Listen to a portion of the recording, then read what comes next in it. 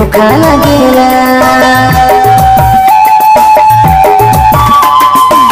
तो एगो बात बताई दे, तोर बोलो ना भी धोखा लागेला। दिल के तसली मत प्यार असली मत, तोर मिलना भी बहाना लागेला। तोर मिलना भी बहाना लागेला। तो एगो बात बोल दे, तोर हंसना भी धोखा लागेला।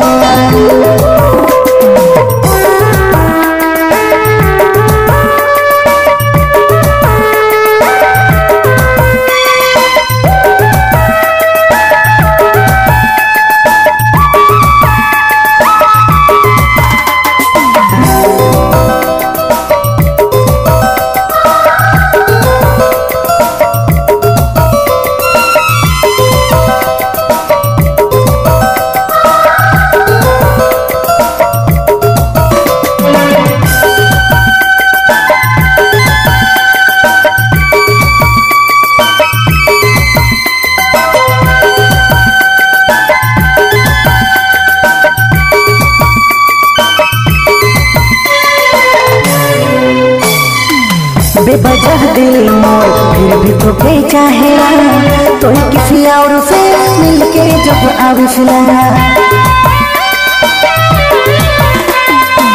बेवजह दिल मोर फिर भी तोके चाहेला, तो किसी और से मिलके जब आविसला। तोर बिना जीबो कैसे दिल के मोर बताला। ना कांद तो नया कुछ के मोर मना लो। तोर बिना जीबो कैसे दिल के मोर बता लो। ना कांद तो नया कुछ के मोर मना लो। तो एगो बात बोल दे, तोर हंसना भी धोखा लागेला।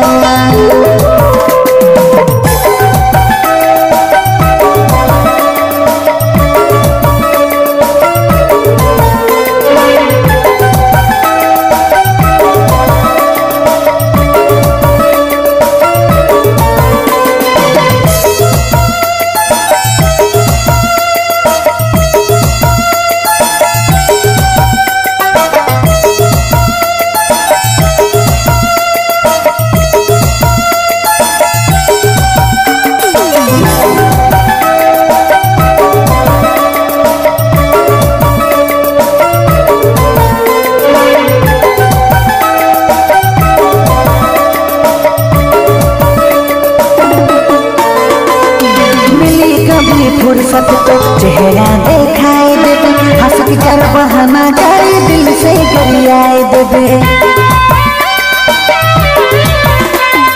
मिली कभी फुर्सत तो चेहरा दिखाए देबे, हंस कर बहाना कर दिल से गरियाए देबे। कगुला कर लो और प्यार के नहीं पालो, भरोसा में रहो तो के कहीं और पालो। कगुला कर लो और प्यार के नहीं पालो, भरोसा में रहो तो के कहीं और पालो। तो एगो बात बोल दे, तोर हंसना भी धोखा लागेला। तो एगो बात बताई दे,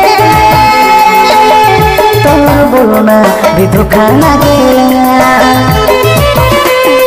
दिल के तसली मत प्यार असली मत, तोर मिलना भी बहाना लागेला। तोर मिलना भी बहाना लागेला। तो एगो बात बोल दे, तोर हंसना भी धोखा लागेला।